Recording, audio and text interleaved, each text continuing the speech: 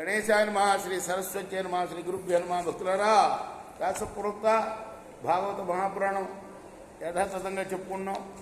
ఇందులో భాగంగా నిన్నటి వరకు మనం 8 స్కందాలు పూర్తి చేసి 9వ స్కందాన్ని 17 భాగాలుగా చెప్పుకున్నాం. 18వ భాగం ఇప్పుడు చెప్పుకుందాం. చెప్పుకునే ముందు వ్యాసవారిని ప్రార్థన చేస్తున్నాం.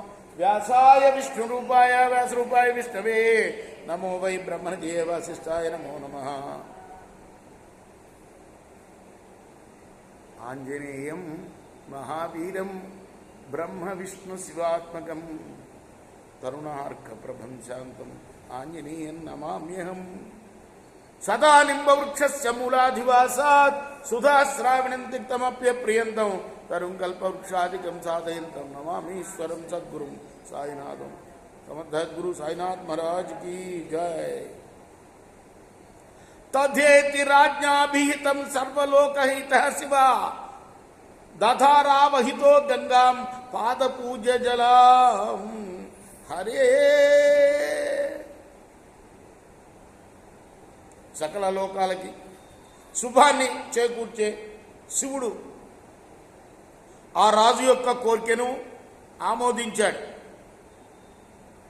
ఆ తర్వాత శ్రీమన్నారాయణుడి యొక్క పాదస్పర్శ చేత పునీతమైన గంగా ప్రవాహాన్ని శివుడు సావధానుడై తన జటాజూటంలో బంధించాడు. భగీరథుడి ప్రయత్నం సఫలమైందన్నమాట. శివుడు ఒప్పుకున్నాడు గంగను ధరించడానికి. భగీరథ సరాజర్షిర్నిర్ణే నిన్నే భగీరథ సరాజర్షిర్నిన్నే భువన పావని ఎత్ర స్వపితృణాం దేహ భస్మీభూతాస్మ శరతే.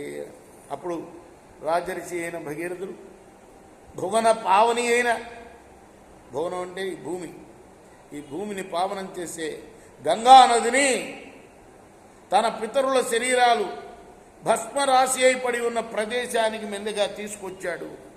ముందు శివుడు జటాజూటం మీద, ఆ తర్వాత మెల్లగా భగీరథుడు వెంట వెళ్ళింది గంగ.